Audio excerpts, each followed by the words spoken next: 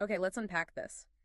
In our, well, increasingly digital world, trust is basically currency, right? Especially in these online communities we build. Absolutely. They're vibrant, supportive spaces. But what happens when that trust, the stuff you build so carefully, gets twisted? When it becomes like a weapon in a scam? It's devastating. Yeah. And what's really fascinating here is how easily these malicious actors can tap into genuine intentions, shared values. Yeah. It makes it so easy to fall for something when it just, clicks with what you believe in. It seems almost logical to trust it. Feels right. Exactly. And we're not just talking about losing money here. It's this deep emotional community breakdown. Right.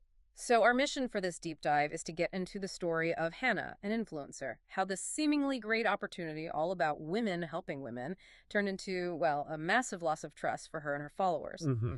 You want to understand the mechanics, how this exploitation works, and the ripple effects, and maybe you can spot these kinds of patterns. Yeah, the patterns are key. So, Hannah, she'd built this Instagram page, this community, I think about 12,000 followers, all based on real connection, ethical living. Her followers really trusted her. That foundation of trust is everything.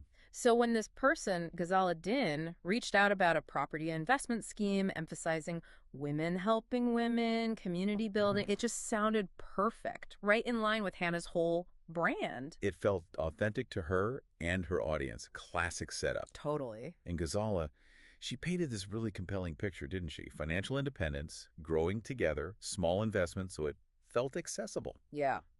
This is textbook affinity fraud. The scammer uses that existing trust within a group. In this case, Hannah's community focused on empowerment. So it wasn't just selling an investment. No, not at all. It was like selling an extension of their own values back to them, weaponizing that desire to lift each other up. She even had testimonials, spreadsheets, what we call false legitimacy, and social proof. Makes it hard to question. Incredibly hard, especially when it's wrapped up in such a, noble-sounding cause. And because it felt so right, Hannah went all in, promoted it hard to her audience. She really thought she was giving them something valuable, a path to financial freedom. Tragically, 3 of her followers invested. But why are these noble causes so effective for scams? How do they get past our usual, BS detectors? Well, it's smart psychology, really. They short-circuit your critical thinking. It doesn't feel like a scam. It feels like this special community thing. Right, exclusive. Exactly. And if the offer comes through someone you trust, like Hannah, your guard is already way down. You're not just putting money in. You feel like you're part of this shared vision. And questioning it feels wrong. Yeah, like you're betraying the group, betraying the values. The emotional buy-in is just incredibly powerful. So, predictably, all 3 followers got scammed. The moment Hannah saw the website was down, Ghazala Din vanished. Boom. The whole trust thing just collapsed. And it wasn't an accident. Investigators found out Ghazala Din wasn't even her real name. Oh. Classic catfishing.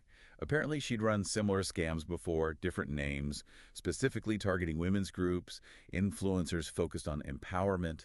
It's a deliberate playbook. Designed to exploit the community's strengths. Precisely. It really shows the dark side of online trust.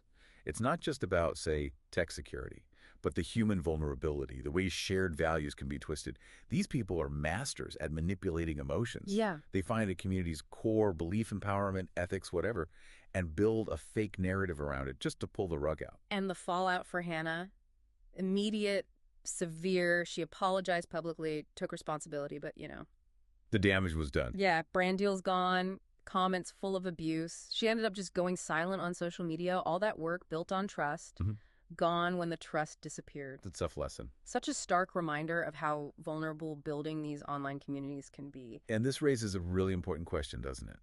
About the true cost. It's not just the money lost, which is awful enough. Yeah. It's the reputation damage, the emotional weight on people like Hannah who were used unknowingly. What happens when that foundation, that trust, just crumbles?